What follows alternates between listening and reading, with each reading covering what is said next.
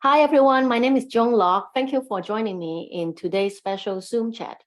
And as I mentioned earlier in my email to you when I sent the link, this is a particular Zoom chat that I am using it to celebrate the second anniversary of the Joan Lok online workshops. So before I get into my PowerPoint, let's do a little bit of the housekeeping. So what I will do is I will be changing to the PowerPoint. And then, because of the way things are, I don't have a particular helper. So if you put a comment on the chat, I may not be able to immediately respond to it because I'll be working on my PowerPoint presentation. And then if you are watching it in YouTube, I will send the links to websites and things that I mentioned before. And then what I will also do is in the YouTube, I will also chapter it. So I anticipate this to be around an hour. In the chapters, I will, chop it into various one, and you can jump to, particular section of the discussions, and because of that, with their names that I mentioned, I will also type it into the Zoom description as well. So if you are interested to check out this particular Lingnan Master, see if there are additional artwork of the particular individual online and things like that, that would be available as well. So first of all, thank you everybody for joining me. And I do anticipate individuals to be joining a little bit later. So if I look a little bit distracted, I probably would be adding them and allowing them into my Zoom chat. This is a one-person operation. I don't have a particular helper watching a meeting and things like that. So if I'm just slightly distracted, bear with me. So first of all, welcome everybody. I will try to keep it within an hour, but then people who know me would know that, once I talk about art subject, I get really carried away and continue to work on, like my own discussions. So let's try this. Okay, so what I'm going to do is I actually have a PowerPoint. Okay, see it. Now, this is the PowerPoint that I prepared for today's presentation. And today's presentation is actually focusing on one single piece of artwork. And this is the artwork. And this is the actual artwork. And this is me standing in front of it. So you can actually imagine how big it is. The artwork is actually beyond the particular pictures. And of course, this is just a detail of the Webb Telescope. And the presentation today is talking about this particular artwork that I call the Sumi-e evolution. And it actually has a Chinese name because it was created for a show in Hong Kong. And so I actually gave it a Chinese name. And the reason I did that is because it's for a particular event that I want to pay homage to the Lingnan Master, which is a particular school of painting within the Chinese brush painting.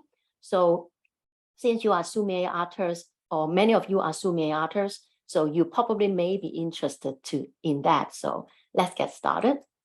Okay, so first of all, this is the second anniversary. So for those who are unfamiliar with that, back in March of 2020, like the pandemic happened and basically we have the lockdown. And unfortunately, a lot of the teaching and learning of Sumi-e has stopped because people cannot really gather safely. So half a year later, in August of 2020, I decided, after researching on various platforms and things like that, I decided to establish my online workshop. And then in the beginning, what I did is, it was something I call anytime video course, that you can sign up anytime, and then you can watch the video anytime, and then the video can stop anytime and can repeat anytime. And I believe that is a very good format. However, what I find out is that people actually miss the interpersonal reactions. So even if we cannot gather safely, people actually like the live action. So in March of 2021, I added this live Zoom workshops. As a matter of fact, after August of 2021, I actually stopped producing the anytime video course, but then due to popular demand, I actually converted some of the Zoom workshop recording into anytime video as well. So in a way, if you miss some of the Zoom live workshop, you can also purchase it as a video course. And in order to make sure that the online learning is good for people who may want to ask questions and things like that. And when I established that, I actually established a monthly Zoom chat that I will have a chance to talk to students and then answer their questions. So if you go to the YouTube channel and go back to some of the posting that is in, for example, September, October of 2020, you will hear that I will be answering questions about, for example, where to put the seal, different kind of rice paper, or if they have taken my rose workshop and want me to demonstrate the stroke again and things like that. I'm actually basically doing a more interactive Q&A for them.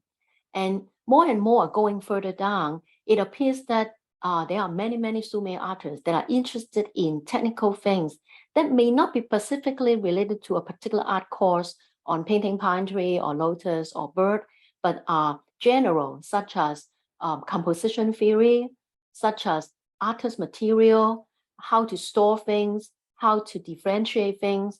Like the one that I did in July, we basically talk about how to make a rice paper book. So you have a sample book so you can differentiate paper later and things like that. So if you are interested in the live workshop, once you are an enrolled member of the Joan Lok Art Online, meaning that you have purchased at least one class, you will be invited to the Zoom chat.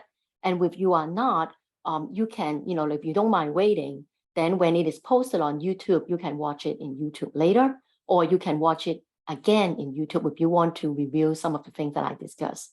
And because of that, what I also did is I need a YouTube channel to do that. So one of the misunderstanding is one time, one particular lady thought that I actually get money from YouTube.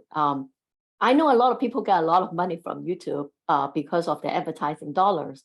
But then, I just want to clarify, you have to have a minimum in order to even be considered for advertisement.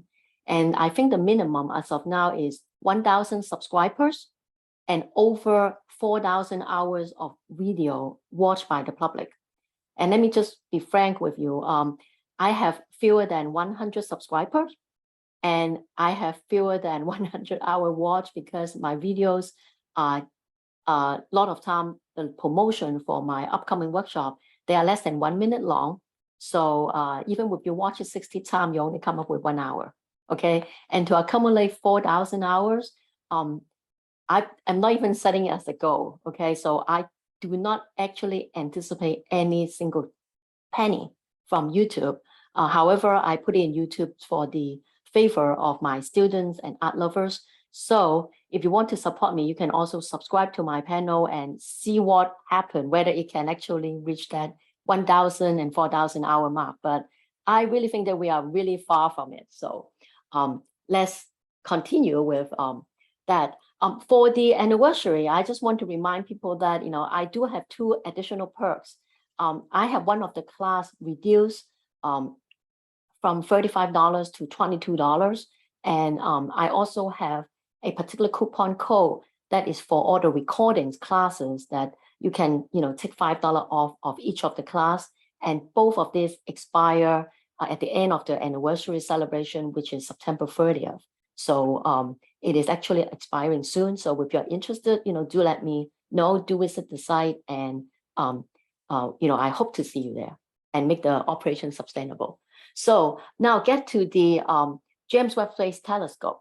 And I'll go very fast on this one because I think people who join here probably either have joined my Webb Telescope presentation that I did actually shortly after the launch of the Webb Telescope. I believe is January or February of this year. And this telescope itself is a combination of collaboration between NASA, the Europe Space Agency, and the Canadian Space Agency. And the mirrors were actually put together in the Space Center in Maryland when I was a resident. And the Webb Telescope itself was launched last December on Christmas Day. And the first image, we just received it a few weeks ago. And this is what you see is one of the beautiful image. So when it comes to the Webb Telescope, NASA has a call for entries and selected a small group of individuals and invited us actually to visit the Webb Telescope and spend a whole day sketching it. So this is me at the Space Center. And after that, I have decided to combine the Asian methods and combine with modern materials and create various kind of artwork. And if you are interested, like go to the joanlok.com artwork and then Webb Telescope. I have actually posted a lot of the artwork that I have prepared. So if you are interested, you can go see that. And then the recording of my presentation of the artwork created by the Webb Telescope are also in this link. The artwork are also exhibited not only in Maryland, but also in various places, including 2 different museums in Texas, virtually, some of you have joined my virtual show, virtually in various galleries.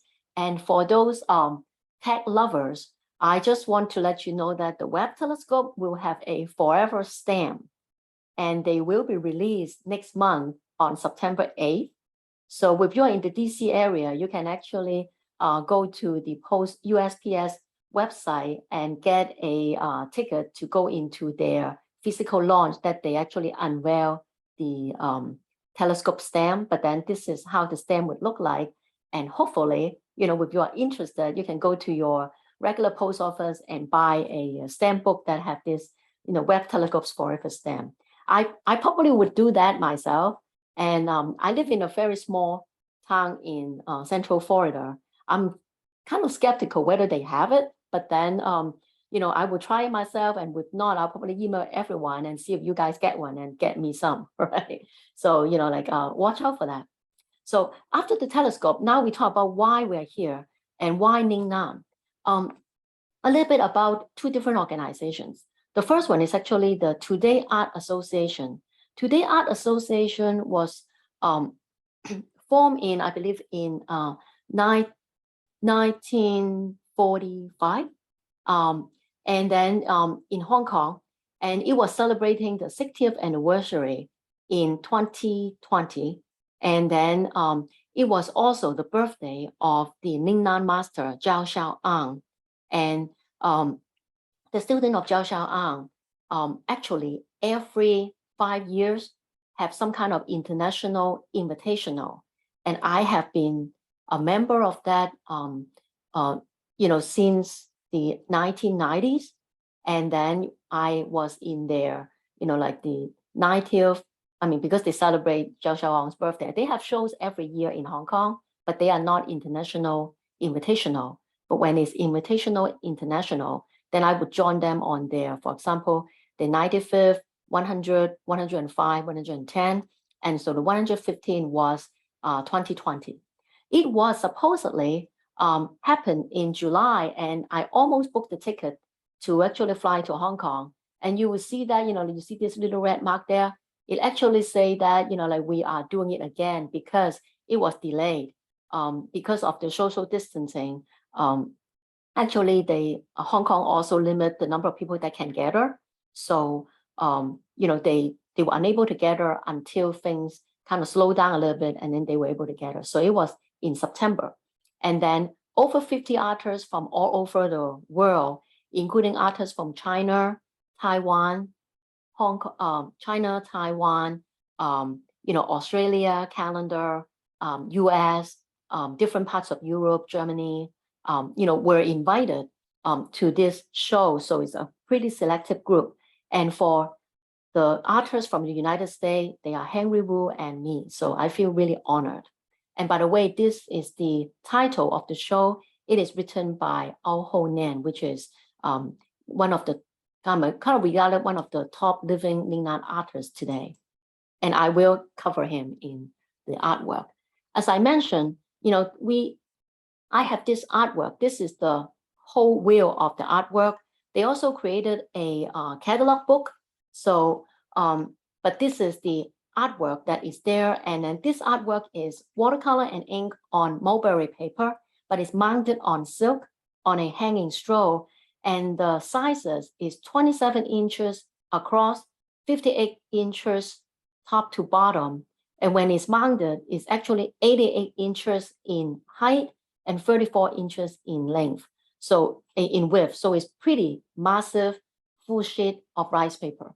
So this is the artwork. And then what I did is I really want to create an artwork that celebrates the Webb Telescope and also think about the history of the development of Lingnan, and also pay homage to the founders, their teachers, the second, third, and fourth generations of Lingnan artists. And so in my design, I have the Webb Telescope and then the space, and in between, I play with the design of the golden hexagon mirrors, and some of them are individuals, some of them are hexagon mirrors grouped together by 2, 3, or like a cluster. And then from this particular diagram, you will know that after I designed that, I have selected 42 images of artwork to be included in this painting. And one interesting thing about this is, if you are a graphic artist into digital art, and it could be a lot easier because you can go to the original artwork and then take a picture, cut out a hexagon image, and then like change the background to gold and then paste it here.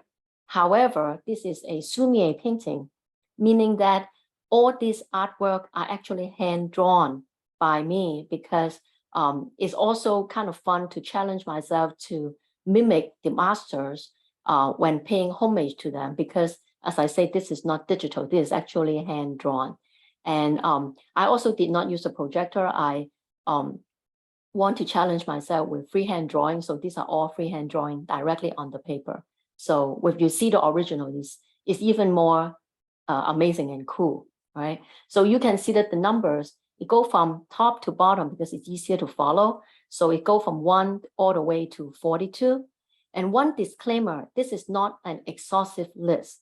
I want to say that if the teachers and the founders, I cover all of them, but then the second, third, and fourth generation Lingnan artists, there are so many of them, so many masters, it's impossible for me to include all of them. So if you don't see one of the Lingnan masters that you like, it's not because they are not good enough or I don't like them, but because I don't have enough room for them. But another thing is, because I want to emphasize, these are, in a way, I look at it as kind of my artistic journey. So I pick the one that influenced my art the most. And there are Lingnan artists that I admire, but then, their work may not have influenced my art as impactfully, so I may not include them. And on top of that, I also want to emphasize that besides Lingnan, I'm also influenced by Western painter of the Western art, Western painters, and also painters that may not be of Chinese descent. For example, Master Tyson Sasaki from Japan, Master Zhang Yiqi, who is a watercolor expert. These are also people that influence my style of art and my art journey a lot, but then they are not included because they are not the Lingnan School of Art, and so on. So, make sure that this is not an exhaustive list. So let's go to the founders. Founders, they are 3 founders of the Lingnan School of Art, and they are Gao Jian Fu, Gao Qi Feng, and Chen Shu Ren. And these are their birthdays. And I mean, the day of birth and also the year that they passed away.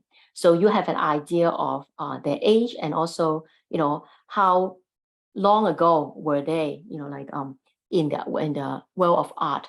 And another thing is, if they are of the same generation, I just want to make sure that I don't want people to say, why did you put Gao Jian Fu in front of Gao Qi Feng and Chen Shu Ren?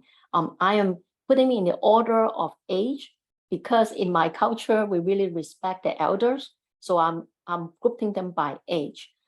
Doesn't mean that, the one on the top has the most influence and the one on the top has the least influence. Just want to make sure that is clear. But another thing is, sometimes you will hear that the pronunciation are slightly different. And the reason is because of the pronunciation in Mandarin and Cantonese. Today's official language in China is Mandarin.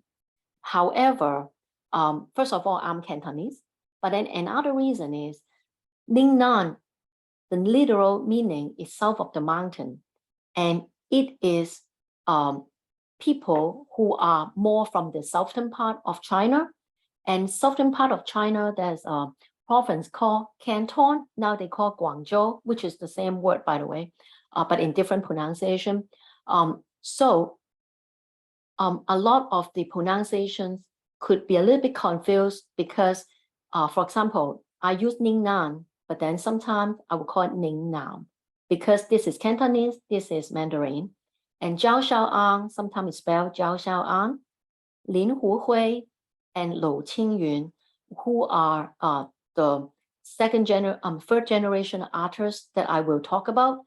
And then sometimes you will not find Lam Wu-Fui, but then you will find Lam Wu-Fui. So I gave some of the different spelling, but then I just want to let you know that both of them are correct. And I use the Cantonese spelling because to the majority of my presentation, the people that is most impactful to my art are actually also Cantonese, right? So I use their Cantonese name. All right, first of all, let's go to the founders. The founders, these are called the Gao brothers because they are actually brothers, Gao Qi Feng and Gao Jian Fu. Gao Jian Fu, born in 1879, passed away in 1951 at the age of around 70, in the 70s. He and his brother went to Japan to study art at the turn of the century. And if you remember the history of Lingnan, they are innovative at their times because they bring in the Eastern Chinese way of compositions, rendering, and things like that, but also brought in the Western practice, which has influenced Japanese painting. So if we take a closer look at this lotus painting, you will see that the composition is very classic Chinese or classic Eastern. It has a lot of empty space. It has the calligraphy taking up a good amount of the space, which is unique to Eastern art because you will seldom see a lot of writing in Western art. These, although there is a shading, but the majority of the art is kind of blank. And you also have very graphic design of plane and line and dots with the lotus leaf, seed pod, stems. And the unique thing about this particular painting is a fallen petal. And there are two things I want to bring the attention to. The first one is the lotus leaf. If I have more time, I will just expand this. But this is very classic of Lingnan art or Lingnan art that kind of bring to the popularity of what we call the water collision and the white powder collision. And the water collision is to put water onto the piece of paper and let it flow and create backflows and ink marks that represent images and beauty of the subject. And nowadays, because of the popularity of Japanese art, we have a Japanese name for this technique, but this technique is actually used by different kind of Eastern art. And you will see that it's really beautiful use of water and ink and a little bit of white powder on the leaves. And the fallen petal, seldom do you see reflection that it looks so 3D. You look at the ripple and also almost see full seaweed underneath. So you see this is completely 3D, very three-dimensional and almost photorealistic, right? In this particular artwork, I like it so much that I actually pay homage to the master. And instead of doing the one on the top, I actually picked this fallen petal. And if you take a close look of my artwork, it's right here. Okay, this is where I put the little fallen petal in a very small hexagon. All right. The next artist is Gao Jian Fu, Gao Qi Feng. Gao Qi Feng, born in 1889, passed away in 1933. He is over 10 years younger than his older brother. And as a matter of fact, when the Gao brothers went to Japan, they actually went to Japan more than one time. And in the second time, they also brought another brother, a younger brother, called Gao Jian. However, unfortunately, that gentleman, extremely talented painter, passed away of illness naturally at a very young age. I think he passed away in his 20s. So you don't see him mentioned, and there are not a lot of artwork by the really baby brother. But then the baby brother is also extremely talented. This particular gentleman is the teacher of Chao Shao-An. So he probably has even more influence than Gao Jian Fu. And in this particular artwork, this is an artwork that he completed shortly after his trip to Japan. And you can actually see a lot of similarity of the art compared with artwork of that time, Japanese artwork, especially larger ones such as those in screen doors of big cows, big horses. And this particular one is a white horse. And you will see that these are very calligraphic brushwork with ink. There's no color except white and different shade of ink. And the white do have the white, the opaque white coloring on it and also on the snow. And one of the interesting thing is when we think about horse painting, we usually think about Chu Hong, who is an extremely famous horse painter in Sumi-e ink and also in Western art, including oil painting. And Chu Hong, which is not the discussion of today, but Chu Hong has also a very interesting history to him. And Chu Hong also studied art overseas, outside of China, but not in Japan. Chu Hong studied art in France, right? And so that's a completely different story to Chu Hong. But then this particular horse painting is very unique, very distinguishable, and I pay homage to it in here. This particular big group of hexagon would have this backside of the horse right here, okay? And then the last but not least, Chen Shu Ren, born in 1884 to 1948. He passed away at 63, I think. Yeah, and so he is very unique in his composition. You see how this particular painting is actually a very long stroll, and he's completely unique. He did not even have any leaves on his willow branch, and he has one single bird, all only in Sumi-e ink. And Chen Shu Ren is very famous for his new use of prospectus, almost graphic design. So another thing is he's not as famous because Chen Shu Ren did not establish studios. He did not really take students. He majority of his life, he actually was serving the government as government officials. And while Chen Shu Ren, while Gao Jian Fu and Gao Qi Feng, both of them established studio, the older brother established the Spring Sleep Studio. And then the younger brother has a studio called Heavenly Wind Studio. And I will talk a little bit more about that. But then I want to go back to this slide because you see the year of passing for Gao Qi Feng, 1933. He passed away relatively young in his early 50s, actually from an accident falling off when he was trying to board a ship to go overseas for a cultural exchange things. But then, like that also, explain some of the way things are. Okay. So now, when we talk about the teachers, when we talk about the founders, we always go back to the teachers.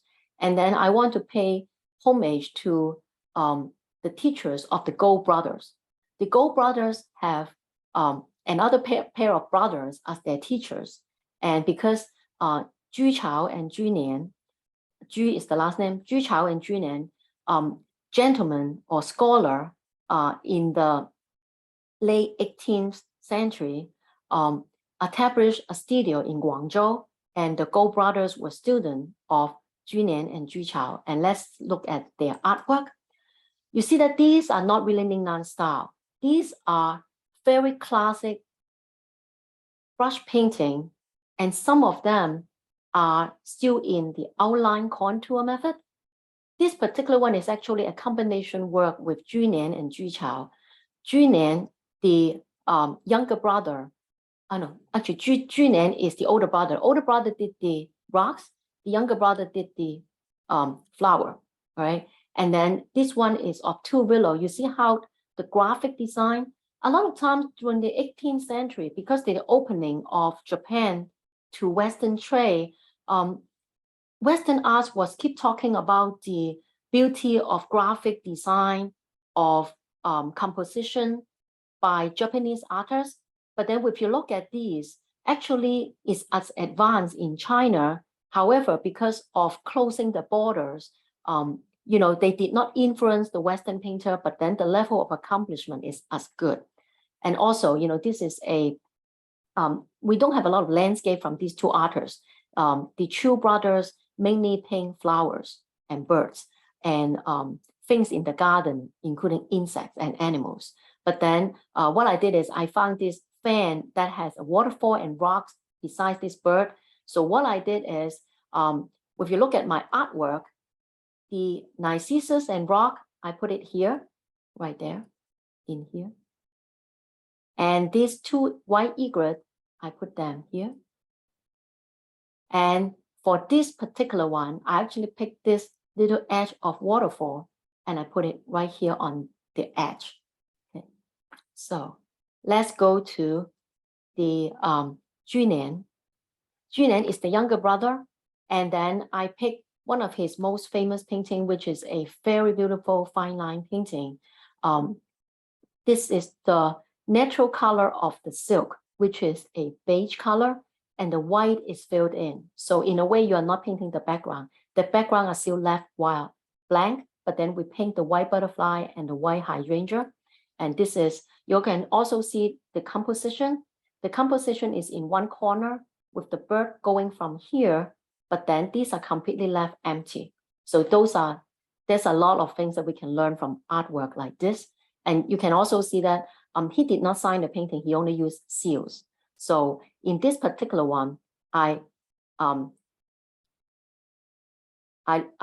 look at this area and then I have the hydrangea and the butterfly in this corner, which also occupy kind of the center because I want to pay homage to the founders in the center. So you have Gao Jian Fu, Gao Qi Feng, Chen Shu Ren, the Ju Nian and Ju Chao around here, all kind of in the center, right? So now let's go to the second generation Lingnan artists. As I say, this is not an exhaustive list.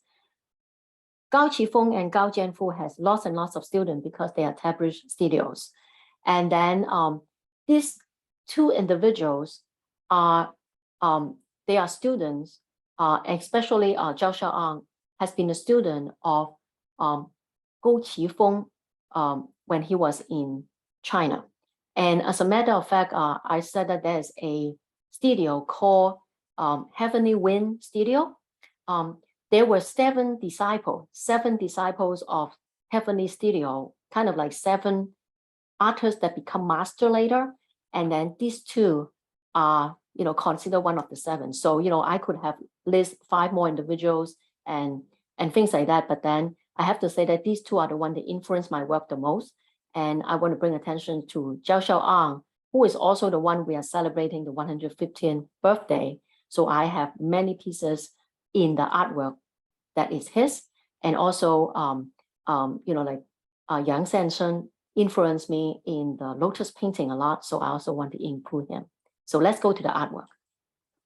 Okay, Chao Shao-An, born in 1905, passed away in 1998.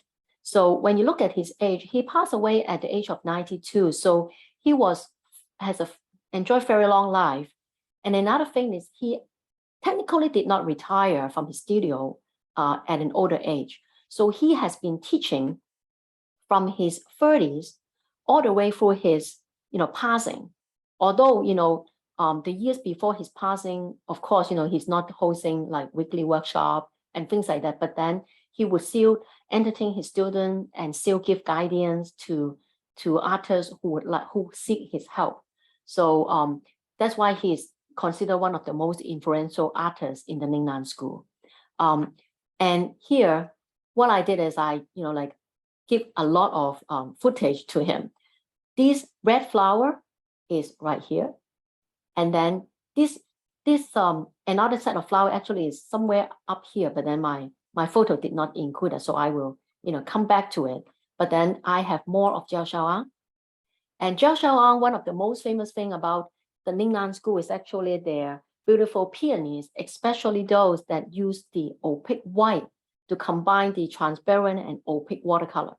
So what I did is this two way of painting peonies, which is not the only way of painting peonies. There are multiple ways, but then these two way of painting peonies really influenced my way of doing so. So I have these peonies in really big hexagon on the bottom here.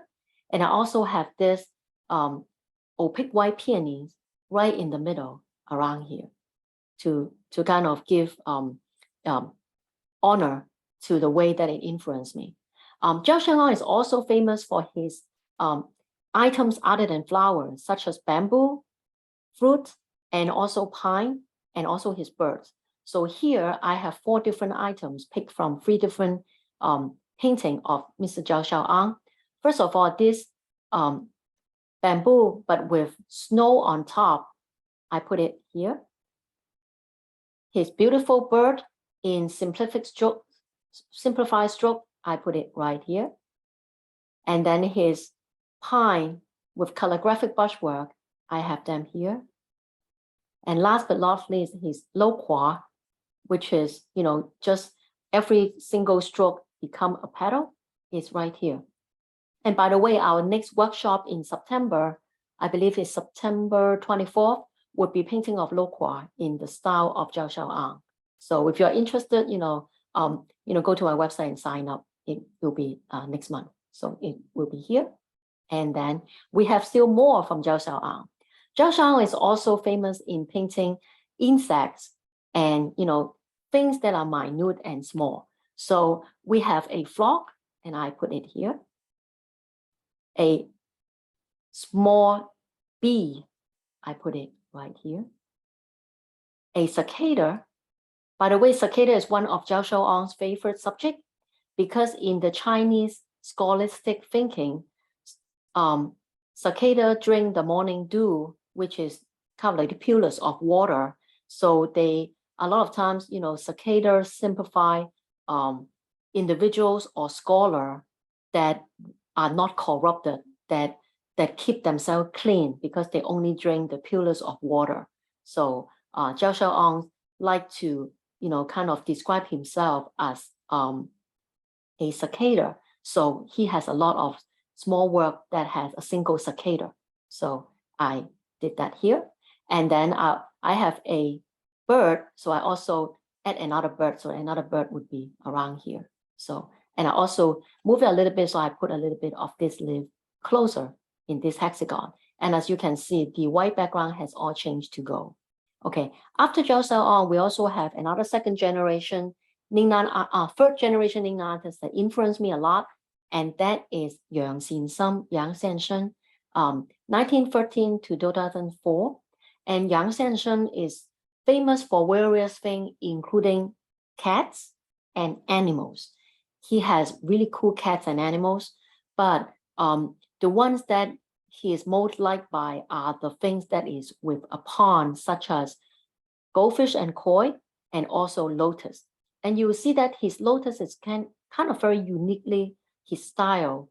And also you see that the shading, the way he add a background wash is not as common in the 18th century and before, but then, even in the Lingnan founders, it's not as common.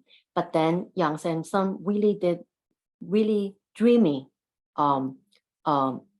background wash, which also influenced my art a lot. And I put this small goldfish around here. And you probably recognize my lotus that I bring and put it here. And you see how, he used opaque white not only on the flower, but on, different areas to represent dew. And here have the kind of the burnt corners, edges of the leaves. And I'm going to show you another artist that also did lotus in similar style. And I think some of you may know who he is. So now we go to the third generation of Lingnan artists. And as I say, this is not an exhaustive list. So these are not the only artists that influenced me. However, I put them there because some of their work are easily found online, so you can get them. There's also one exception, but then I also order them according to their age. So it doesn't mean that they have the most or least influence or most or least importance, but I list them by their age. So let's go through, and we have Henry Wu. I think most of you will know Henry Wu because some of you are even his student. Henry Wu was born in 1927, so he is now in his late 80s. He occasionally will still teach workshop when he come back to the US. My understanding is he migrated back to Hong Kong in the last 10 years. However, during the pandemic, he may be back in Martha's Vineyard. So between Hong Kong and US right now, but then his art is more active in Hong Kong right now. And this is a classic of a Henry Wu lotus. And besides lotus with very nice wash, and you see the edgings, very similar to Yang Xin Sum. But then one of the things that Henry is famous for is actually adding ring for his lotus pond. And this particular one has ring going diagonally. He also has some that go vertically and have, like fallen petals. So this is in a way a very unique and distinctive style of his. So here I have, his lotus in a very big corner of the artwork, paying homage to Henry Wu, one of my dear teacher. And then another one is Ho Nien. Ho Nien had visited US, and as a matter of fact, if you Google him, he has a good collection of his artwork in the university in Indiana. And Ho Nien learned from Chao Shao-An, but the majority of his time he resides in Taiwan, and he is a professor and a department head of Chinese painting in a Taiwan University. And this is one of his most influential artwork of a rooster. And you see the simplicity in design, and then also the distinct use of opaque white, which is famous for Lingnan artists. But then I also want to bring attention to the use of color. And, of course, there are a variety of rooster, but then, this is obviously an artistic license because for rooster to have a white chest and white head feathers and white wings is, yes. Oh, yeah, I have a message from Jill. Yes, Henry Wu is 95. Yes, yeah, because he's older than my teacher. And my teacher unfortunately passed away a few years ago, but my teacher passed away at 92. And, Henry is younger or 1 year younger or older than my teacher. Yeah, so Henry could be 95. Yes. Yeah. So you see the distinct use of the black in the chest actually make it more powerful. And then you see also the very decisive brushwork. Obviously, the use of mountain horse in the majority of this brushwork, very decisive use of brush, and then also leaving the background blank and have sparing use of stroke, but yet can depict powerful rocks and bamboo. And that is very kind of classic of Ho Nien. And I put the head of the rooster in this corner of my artwork. So another artist, we don't know a lot about him, but then he is actually a relative of my teacher, and he lived in Toronto. And the interesting thing is I was visiting my relative in Toronto, and I told my teacher, and then he said, when you visit Toronto, go learn to paint roses from Yip Kam Fong. So I did. So Yip Kam Fong is a student of Chao Shao-An. He migrated to Canada, and he's still in Canada right now. He's very famous for painting roses. but his roses is different from the way Chao Shao-An did it. And instead of like W shaped, he actually pulled the folded petal in a very unique way. And I have to say that if you have taken my rose lessons, the way that I paint roses is highly influenced by Yip Kam Fong. And because of that, I gave honor to my teacher of painting roses by putting it in the lower right corner. You see, like my lotus, my rose, and also my peonies, highly influenced by teachers that I want to, give credit to. So Yip Kam Fong.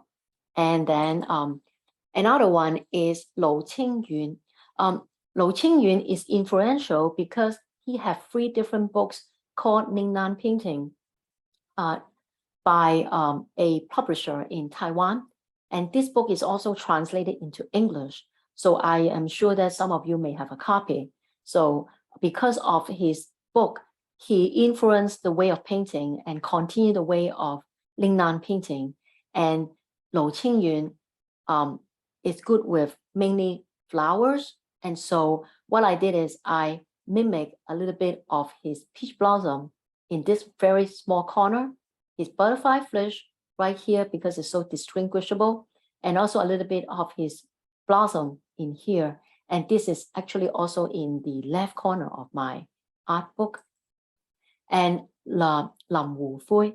Lam Wu-Fui is a Lingnan artist, and he also considers himself a Lingnan artist. However, I love his style because if you look at his work, you will notice a sense of tranquility. And I think there's multiple reasons of it, but one of the reasons is his lack of color. And you see that he used color sparingly. In this particular crane painting, it's mainly white, black, and a touch of blue. But then that is all the color that he used. I have the crane here. He also have this falcon, and the white falcon has just a little bit of rock and leaves, but the whole painting is very clean, and I have his falcon right here. And then his goldfish, also you look at the composition, very expressive use bold stroke of black to represent floating lotus or water lily pad, and then 2 goldfish swimming in extremely simple stroke. So I have his goldfish right here, but then Lam Wu-Fui is one of the artists of the 3rd generation Lingnan artists that I admire the most. So now, after paying homage to the artists, the founders, their teachers, the 2nd generation and the 3rd generation artists, I also want to use this artwork to represent my own journey, just like the Webb Telescope going into space. But if you study the Webb Telescope, you will know that Webb Telescope not only can see what is now, but because it used infrared, it can actually read the past. It can actually go back and look at the formation, the Big Bang, and a lot of black holes and different things because of the way that it can photograph infrared light. So in a way, the Webb Telescope can look into the past. So I use this to symbolize the my looking into the past of the Today Art Association, the Lingnan School of Art, the founding of Lingnan School, the influence by Chao Shao-An in my personal artistic journey. So I added my own artwork into this. So here are the artwork. I have 2 books. I have my album and also my painting instruction book. So I picked the cover to put it right here because I believe that this particular painting book would probably be a reference guide to artists who are interested in my way of painting, and therefore it may have an impact in their artwork as well. I also put this cat because this particular cat painting of mine luckily has won the best of show of the Lingnan, the Sumi Society of America and then Sumi Artists of Canada joint exhibitions.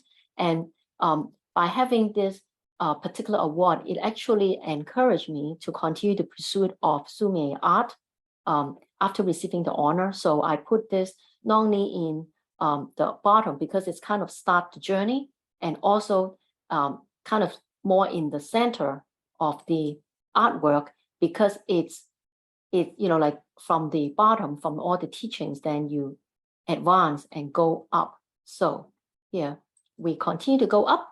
We have various paintings that I picked because I think they are interesting to look at.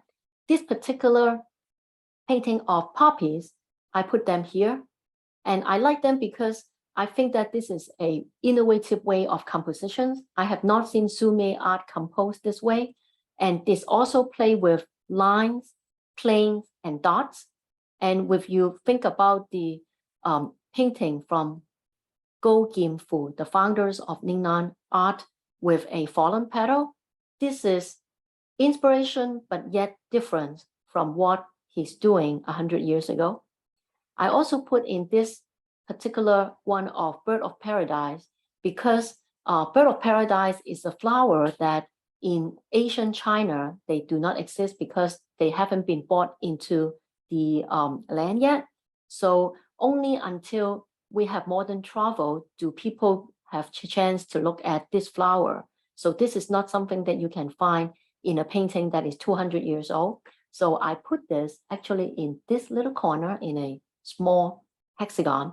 And then I also put this lotus painting with a dragonfly, this in this little corner. And oops. Okay. Last but not least, I put 3 of my artwork.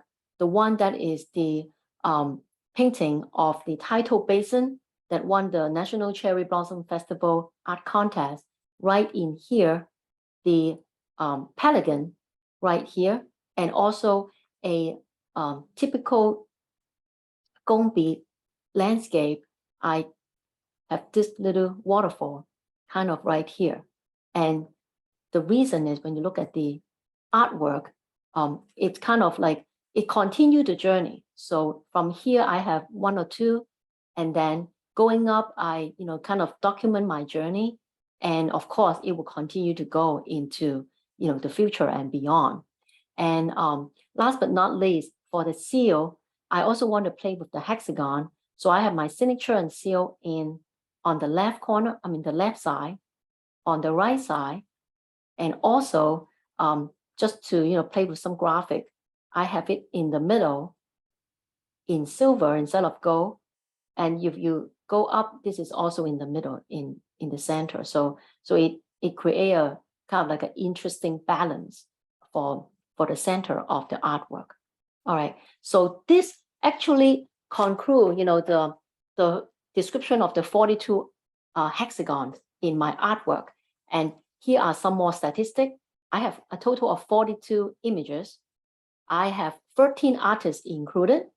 And then the number of artwork that the same artist has the most, of course, is Master Chao Shao-An. He has 12 different images in my hexagons. And then the number of generations of Lingnan artists included in this artwork are 5. We have the founders teachers, the founders, then the 2nd generation, 3rd generation, and technically I am the 4th generation. So 5 generations of artists included. And okay, thank you for joining me in the describing of my artwork and the Lingnan art in my art. And I am going to teach not only online workshop, but also in-person workshop.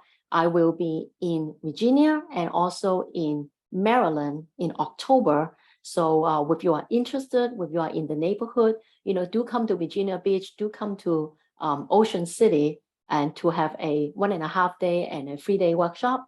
And then my workshop in September will be of foliage and loqua. And then in October will be of Snow Mountain and also a cardinal for holiday cards. So that basically concludes the presentation portion of my talk today.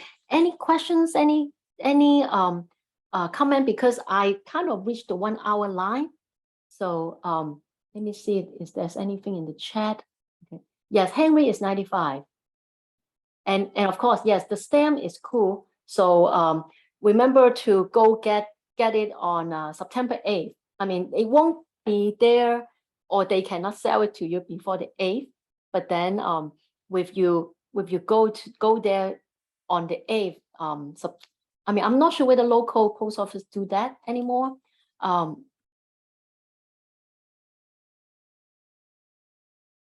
Okay, when Joan, yes.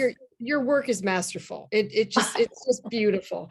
Did you have to submit a synopsis of what all the symbols meant to the committee when you submitted the artwork, so that they fully understood the scope of it? Yeah, actually, I in my art book, I mean in the catalog, okay, because they actually produce a catalog for the they produce a catalog for all the people that is in the show.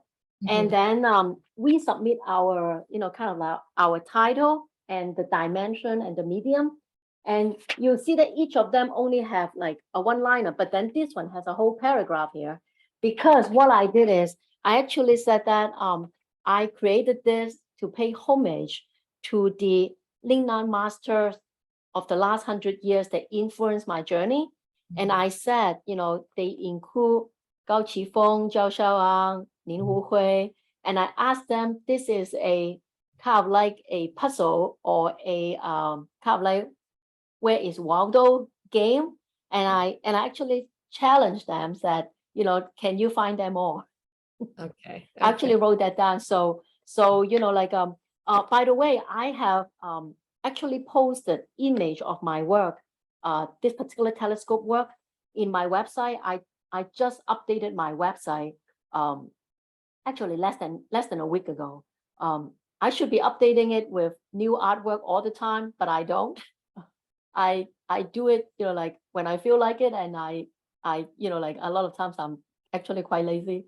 So what I did is I updated the artwork of my gallery, online gallery, just a week ago. And then when I updated it, I actually added a page called James Webb Space Telescope. If you click on that, you will see various artwork images of the different kind of artwork that I created for the Webb Telescope. And that gallery just have that. And I've also posted the, remember we have a Zoom chat on all the artwork that is created by, inspired by the Webb Telescope. I posted the link to that YouTube there. And when I finish this video, I will also put a link in that page and post it there. So if people miss that but want to find it, they can get a link for that as well. But thank you for appreciating that. I find it very interesting. This is an invitational, so they already know who they are inviting. And then once they invite, I mean, kind of like know that you are kind of at the level for the invitational, they do not reveal the work that you are submitting anymore. And of course, like there may be some limitations. The main things that they don't do invitational, international invitational every year is because it's a lot of work. Just to do a show is enough work already, but to do one that have invitational from international artists, they have to work on the mailing of the artwork, the shipping back of the artwork, and depending on countries, there could be a custom fee, there could be a custom clearance form. There could also be, like insurance and damages, and also, like even finding a box to mail them is kind of hard. So, that the logistic is challenging. So I understand why they do not do it every year, but only do it on occasions. I thank everyone for coming to the presentation. I hope it's interesting. I believe in probably 8 or 9 years ago, I have done a workshop with the National Capital Area chapter of Sumi Society. And that particular workshop, I also want to introduce the Lingnan School of Art. And in that particular workshop, I have a presentation of the founders of Lingnan School, meaning that the presentation focused on the 3 founders of Lingnan School, and also talk a little bit about kind of, like their personal stories, because these 3 individuals are not just great artists. You think about the time when Lingnan's art school is formed. It's basically during the time of revolution, during the time of China being attacked by a lot of foreign forces, and China having a very weak dynasty, the Qing dynasty, and going into like the revolution, Dr. Sun Yat-sen forming like a new era that doesn't have emperors anymore, to overturn the regime. I mean, like, it's a very turmoil time. But because of the turmoil time, the educated also want to make sure that we cannot revolutionize the country only by revolutionizing the government system. We have to innovate, kind of renew technology, because we have to protect ourselves. Our weapon needs to be better. We have to improve our science and medicines, so people don't die as easily as, like us in the past. And a group of scholars also think that in order to, renew and reinvigorate the country, we actually also need to reinvigorate their minds. And to do so, it have to be art and culture, and therefore painting need to renovate as well. And that's why they are bringing in new thoughts, new ways into painting. We can have a lot of other Zoom chat on, the development of Chinese art and how, things go. As I say, they are almost like fashions. I mean, even in watercolor, sometimes you have more realism. Sometimes you have more people like, I mean, even subject, like I was just talking with my artist friends that 20 years ago, there's a lot of watercolor painting that is a quilt and a piece of crystal reflecting in different lights. You don't see it in the last 10 years. I mean, you see it in the 90s, maybe even in the, like after the millennium, you see a lot of those paintings. But then now when you go to art shows, I mean, you don't see painting of a quilt or painting of crystal and glasses reflection. Doesn't mean that the beauty is not there, but quote unquote, it may be not as fashionable to paint them anymore. I mean, I don't know. But then, that discussion is something that I talk with my friends on. And the same thing with Sumi-e. The subject could be something different, because of the time, but then it also could be the way of thinking and stuff like that. So these 3 gentlemen are highly admired, not only because they are good artists and great artists, but then of their life story. Their life story are as amazing and interesting as well. I have made a presentation on that, and if there's an interest, like maybe we can plan a time to do that, because I do think that these are marvelous gentlemen. They are like, I have little stories, and I do think that they are true. They I mean, like, they are they help people overturn the corrupted government. Let's put it that way. Like very, very interesting stories. Yeah, but also some tragic happenings in personal lives as well. As I mentioned, the second founder, he passed away at a relatively young age. Yeah, and he also have a younger brother that passed away even younger. So those little stories are not something that everybody knows or interested to spread, but those things can deepen your understanding of how things are. It's just like, when you get more into Van Gogh's life, you appreciate his painting even more. When you look at Starry Night, you, instead of just seeing, oh, this must be by a really troubled person, everything is swirling around, if you actually know his state of mind, what he experienced before he painted this and what he experienced after he painted this, you can read so much more into the artwork of Starry Night or the sunflowers. and it deepens your meaning and appreciation of the art that they create. Yeah.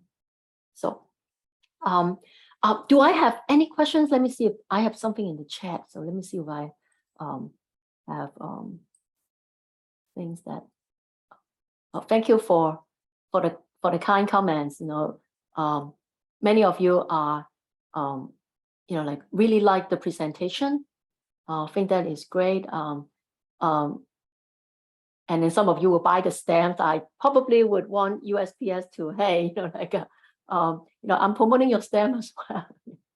Yeah, and I will continue to produce artwork related to the Webb Telescope, because Webb Telescope sent in some images, and then NASA is actually comparing the image by Hubble and Webb and see the difference. And of course, I'm not sure whether you are aware of a joke. A particular person actually took a picture of a pepperoni and said that it's a planet taken by the Webb. And he said it as a joke, but then there were people who believed that. And then it went so viral that he actually come back and say that, oh, no, this is not a planet. This is actually a picture of my pepperoni. So things like that. But anyway, I will probably create more artwork inspired by the Webb. It may not be the Webb telescope itself, but maybe images taken by the Webb or anticipate to be taken by the Webb and things like that, because I think that direction is so far from Sumi-e that it may give me some creative juice to go into places and methods or medium or things that I may not do in regular Sumi-e. Yeah. So I appreciate everyone joining. I hope this is something interesting for you to have. And if you like, you can watch it again in YouTube. Probably, when I upload it, I'll let you know. And then another thing is, I do not know whether it's helpful or not, but then maybe you should subscribe to my YouTube channel. I mean, I have 100, and I don't know how long it takes to actually reach the 1,000 people and 4,000 hours minimum. I have a gut feeling that I don't think I can reach it in a few years. So don't worry about, the pennies that I will get, because I probably won't get anything. But I think, I want to see, what does it take to actually get to 1,000 subscribers. So, I don't know what that really means, but anyway, but thank you everybody for doing that, coming for today's show. And I do know that a few of you are joining my Begonia workshop a little bit later. So I want to give you a chance to have grab a bite. And any last questions before I close this? And yes, I mean, I get more thank you on the chat. Thank you. And let me just close this recording. I will stay a little bit longer for, if you still want to chit chat. So let me just close the recording. Thank you. Thank you for everybody.